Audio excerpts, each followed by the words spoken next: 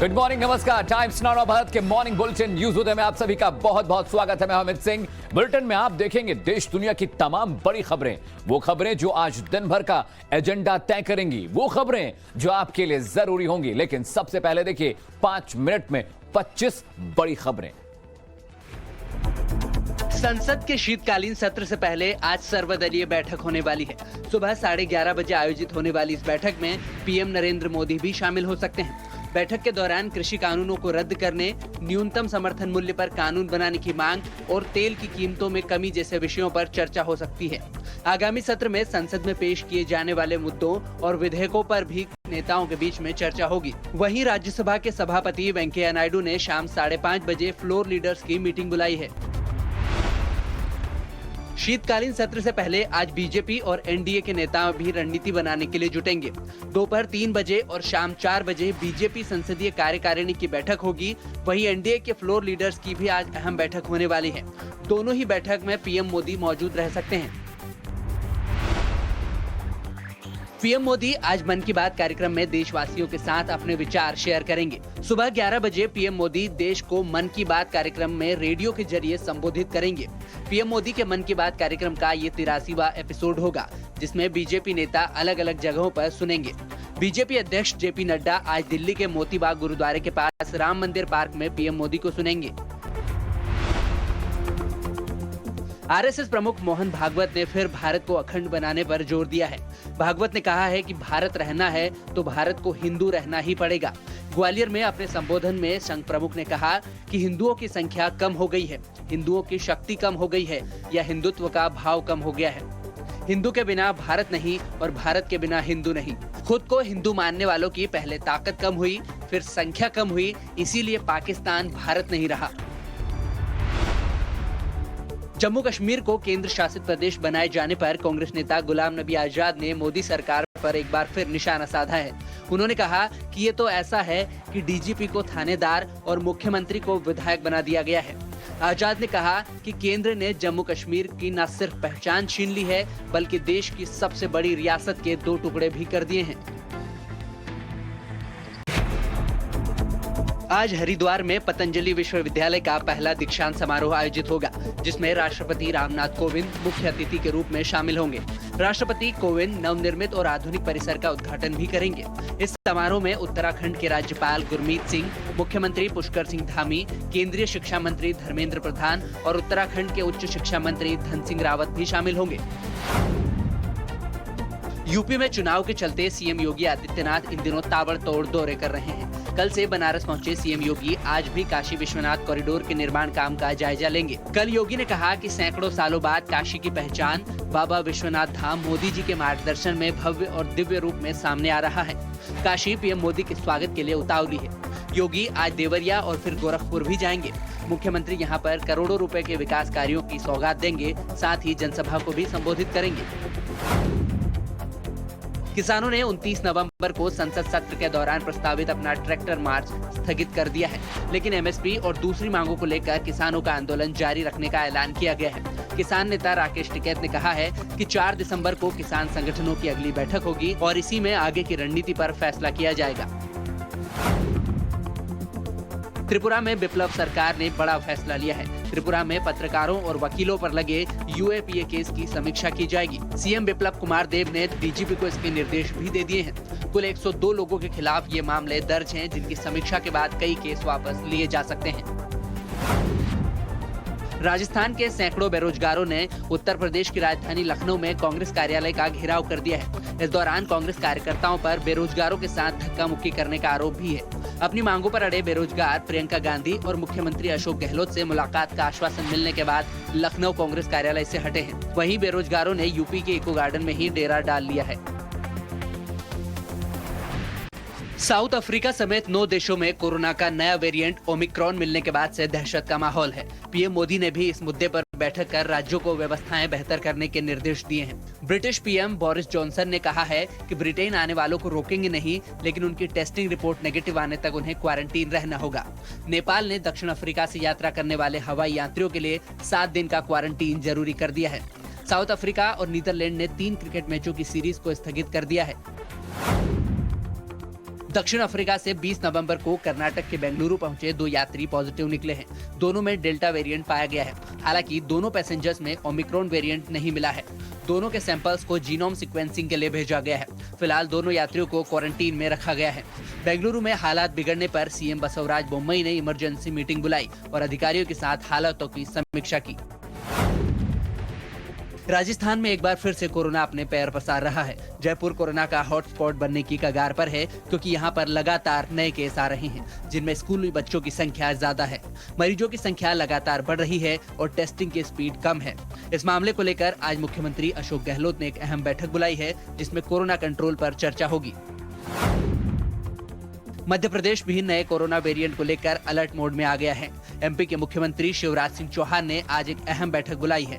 आज दोपहर 12 बजे मुख्यमंत्री निवास पर यह बैठक होगी, जिसमें स्वास्थ्य मंत्री प्रभुराम चौधरी, चिकित्सा शिक्षा मंत्री विश्वास सारंग, मुख्य सचिव, डीजीपी समेत कई अधिकारी मौजूद रहेंगे। महाराष्ट्र में करीब 20 महीनों के बाद सभी लॉकडाउन प्रतिबंध शर्तों के साथ हटा लिए गए हैं।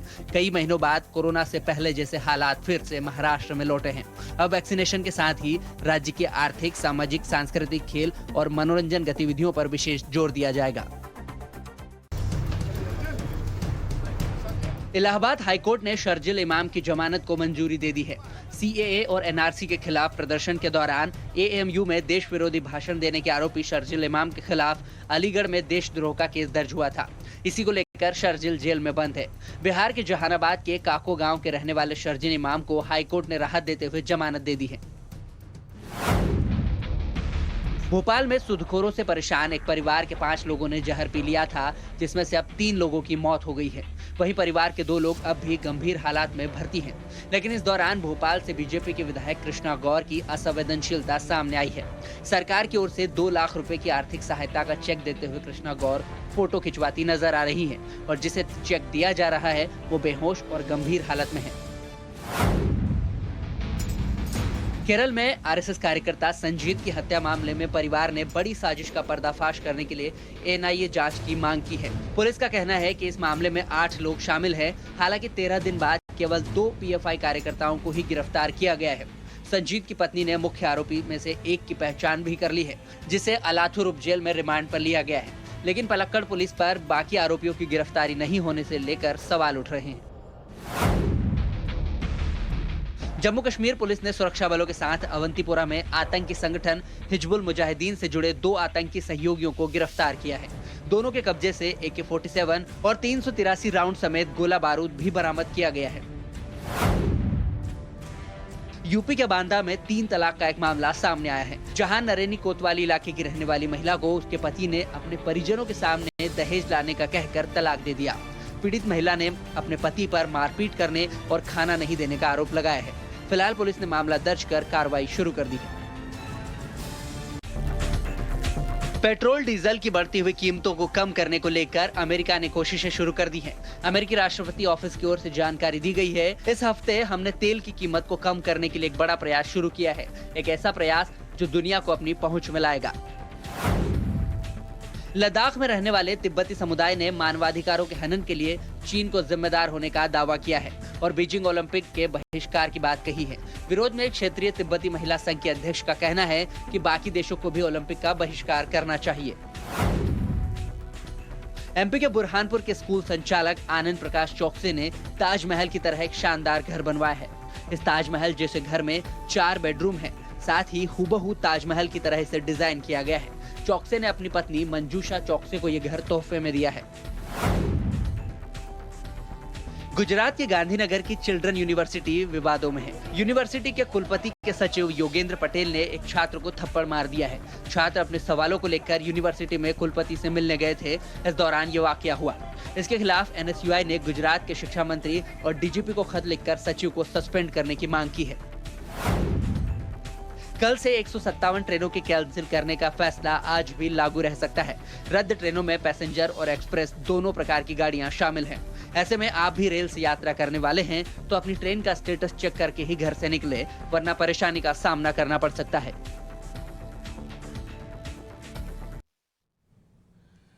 और देश और दुनिया की 25 बड़ी खबरों के बाद रुख करते हैं कुछ और बड़ी खबरों का। सोमवार को संसद का शीतकालीन सत्र शुरू होने जा रहा है। उससे पहले सर्वदलीय बैठक बुलाई जाएगी। सूत्रों के मुताबिक सर्वदलीय बैठक में प्रधानमंत्री नरेंद्र मोदी भी शामिल हो सकते हैं। बैठक के दौरान कृषि कानूनों को रद्द करने, न्यूनतम समर्थन मूल्य पर कानून की मांग और ईंधन की कीमतों में कमी जैसे विषयों पर चर्चा होने की उम्मीद है। आगामी सत्र में संसद में पेश किए जाने वाले मुद्दों और विधेयकों पर भी नेताओं के बीच चर्चा हो सकती है। इसके साथ ही शाम 5:30 बजे राज्यसभा चेयरमैन वेंकैया नायडू ने फ्लोर नेताओं की अहम बैठक बुलाई है। तो शीतकालीन सत्र से पहले तमाम कवायद शुरू हो चुकी है। तमाम विषयों मुद्दों पर बातचीत होगी ताकि सर्वसम्मति से, सबकी सहमति से संसद का शीतकालीन सत्र सुचारू रूप से चलाया जा सके, जो कि 29 नवंबर से शुरू हो रहा है।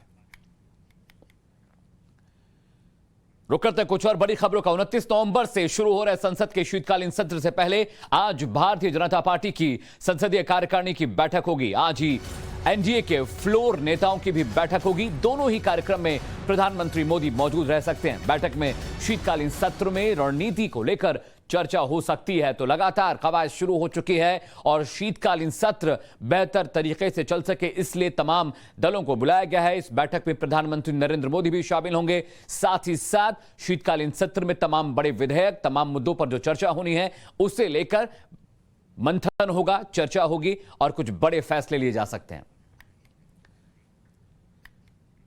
इधर प्रधानमंत्री नरेंद्र मोदी आज सुबह 11 बजे एक बार फिर देश से मन की बात करेंगे। पीएम मोदी के मन की बात कार्यक्रम का यह 83वां एपिसोड होगा। सरकार के अलग अलग मंत्री और बीजेपी के नेता अलग अलग जगहों पर पीएम मोदी के मन की बात का कार्यक्रम सुनेंगे और इस कार्यक्रम में शामिल होंगे। तो आज 11 बजे पीएम मोदी 83वें एपिसोड में अपने मन की बात करने जा रहे हैं। सरकार अपने तमाम कार्यक्रमों, अपने तमाम विकास परियोजनाओं को लेकर प्रधानमंत्री मोदी जनता से रूबरू होंगे, जनता से बात करेंगे।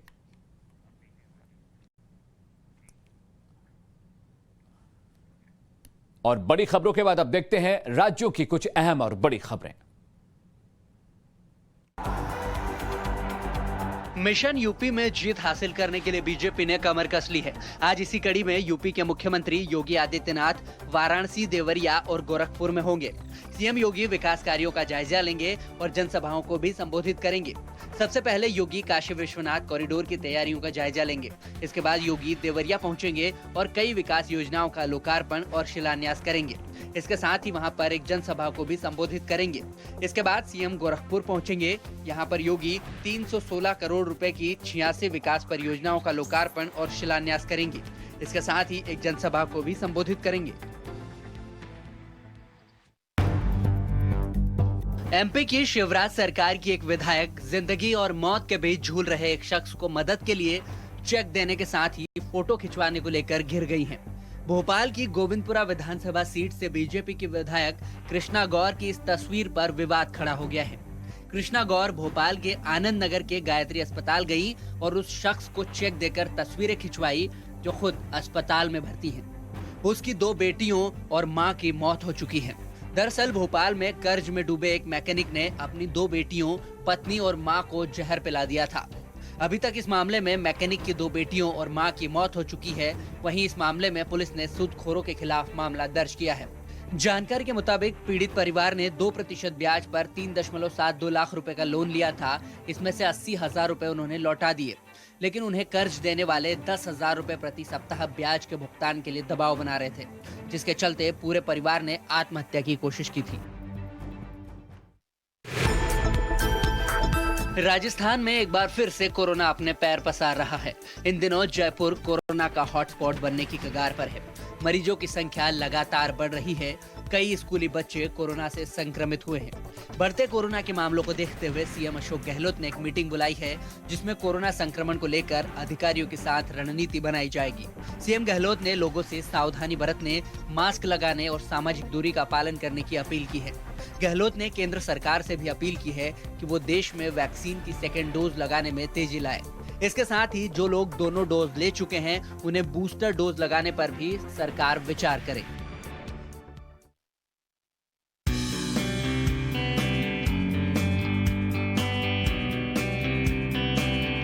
हरिद्वार में आज पतंजलि विश्वविद्यालय का पहला दीक्षांत समारोह होने वाला है।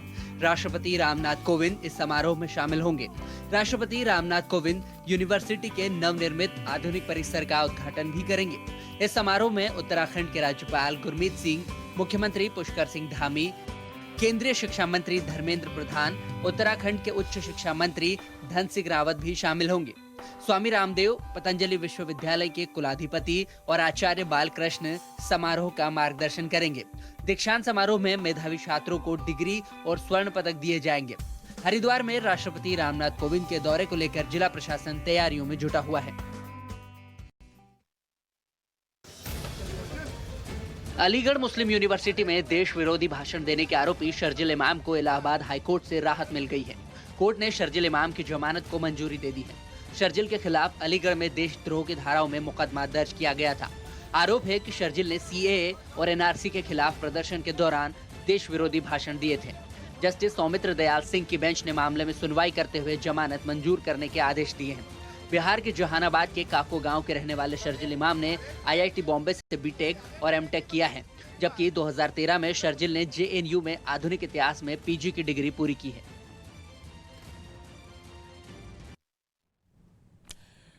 और कोरोना का खतरा अभी कम नहीं हुआ। कोरोना के नए वेरिएंट ने पूरी दुनिया को डरा दिया है। दुनिया के कई देशों में नया वेरिएंट अपनी जड़ें फैला चुका है। एहतियात के तौर पर नए वेरिएंट से बचने के लिए पहले की तरह नियमों को सख्त किया जाने लगा है। ओमिक्रॉन वेरिएंट पर ताजा अपडेट किया है। इस रिपोर्ट के जरिए समझने की कोशिश कीजिए।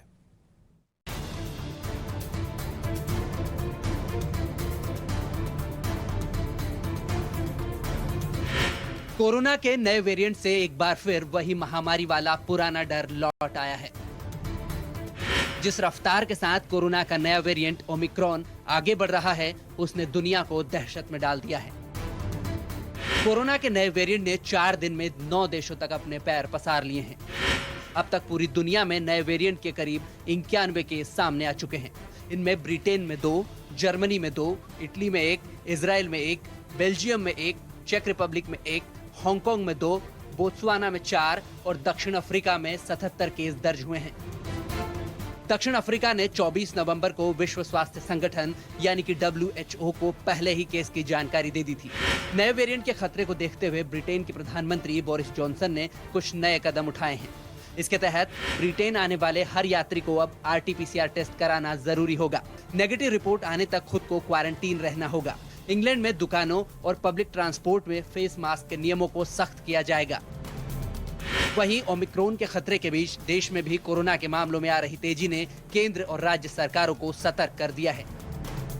शनिवार को पीएम मोदी ने इस मामले पर एक हाई लेवल मीटिंग की है। बैठक में पीएम मोदी को कोरोना के मामलों और हालातों की वैश्विक स्तर पर जानकारी दी गई है। अधिकारियों ने प्रधानमंत्री को कोरोना के नए वेरिएंट ओमिक्रॉन के साथ साथ इसके असर और विभिन्न देशों में देखे गए प्रभाव के बारे में जानकारी दी। बैठक में भारत के लिए इसके प्रभाव पर भी चर्चा की गई। बैठक में पीएम मोदी ने सतर्क और सावधान रहने के निर्देश दिए हैं।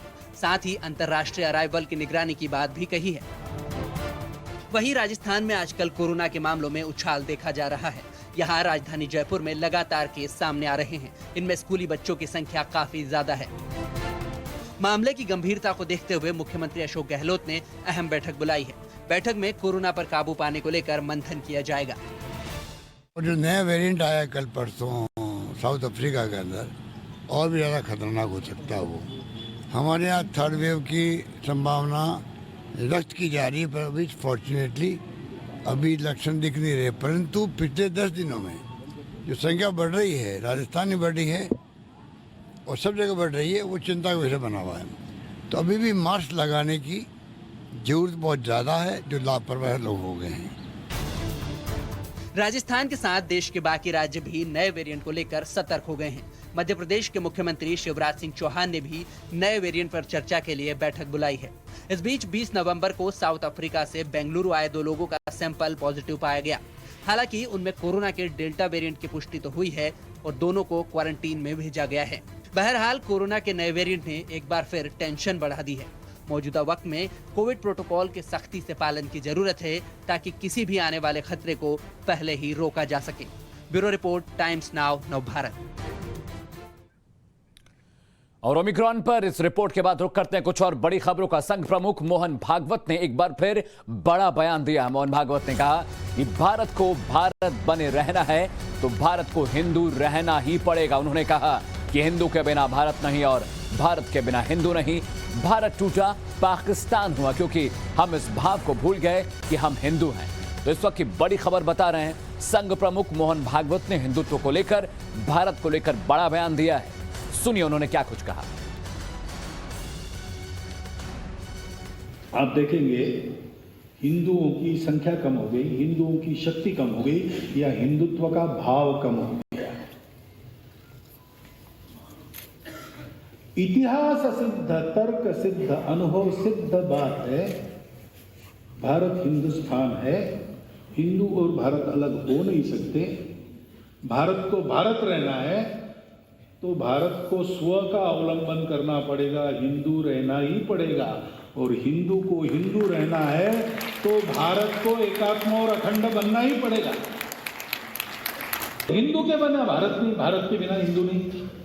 और इतिहास देखो, हिंदू भाव को जब जब भूले आई विपद महान, भाई टूटे धरती खोई मिटे धर्म संस्थान।